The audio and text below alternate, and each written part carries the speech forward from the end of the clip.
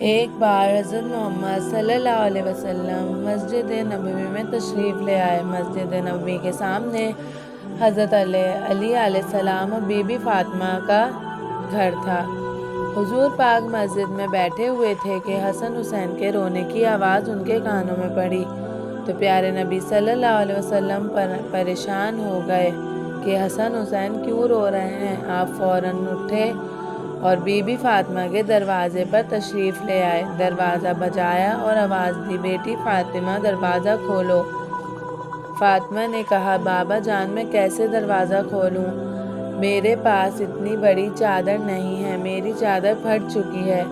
جب نبی پاک صلی اللہ علیہ وسلم نے یہ سنا تو اپنی چادر دروازے پر رکھ دی۔ پھر فاطمہ نے چادر اوڑھی اور دروازہ کھولا تو آپ صلی اللہ علیہ وسلم فاطمہ کی طرف دیکھ کے پریشان ہو گئے کیونکہ فاطمہ کا چہرہ پیلا ہو چکا تھا۔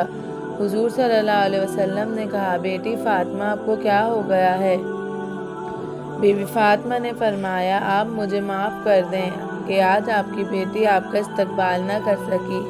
میں کئی دنوں سے بھوکی ہوں، اس لیے بیمار ہو گئی ہوں، اٹھا تک نہیں جاتا۔ حضرت علی علیہ السلام اللہ کی تبلیغ کے لیے کتابیں مختلف علاقوں میں دینے گئے ہیں اور گھر میں کچھ بھی نہیں ہے۔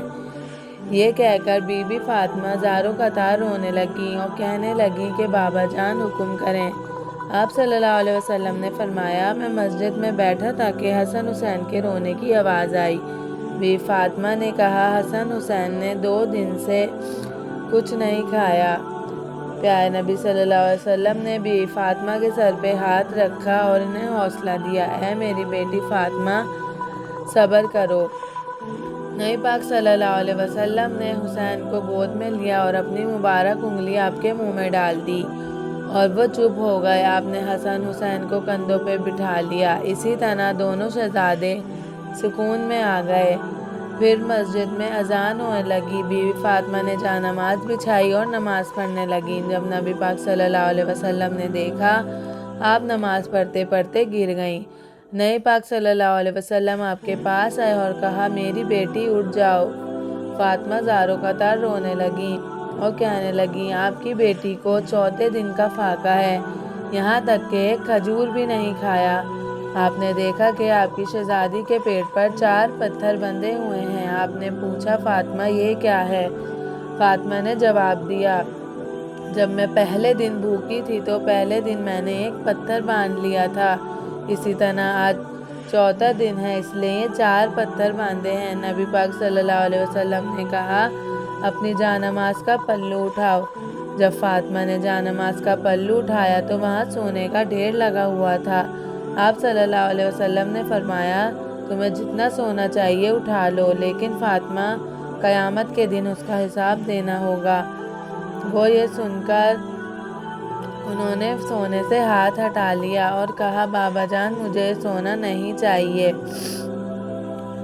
آپ صلی اللہ علیہ وسلم نے بی فاطمہ کو گلے سے لگایا اور کہنے لگے، تیرا یہ صبر قیامت کے دن تک یاد رکھا جائے گا، اور کہا، صبر کرو، اللہ تعالیٰ صبر کرنے والوں کو پسند فرماتا ہے۔ آپ صلی اللہ علیہ وسلم نے اپنے پیٹ سے کپڑا ہٹایا تو بی بی فاطمہ نے دیکھا آپ صلی اللہ علیہ وسلم نے بھی 4 پتھر باندھے ہوئے ہیں۔ آپ صلی اللہ علیہ وسلم نے فرمایا، اگر تو 4 دن سے بھوکی ہے تو میں بھی بھوکا ہوں۔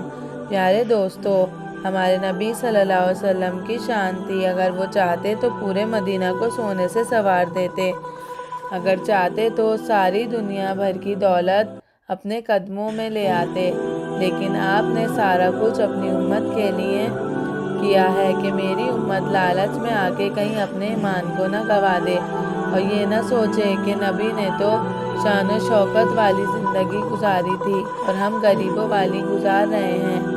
ہمارے نبی کی یہ پہچان ہے کہ ان کے ایک اشارے سے چاند کے 2 ٹکڑے ہو گئے اور ان کے اشارے سے ڈوبتا ہوا سورج واپس لوٹ آتا ہے۔ سبحان اللہ۔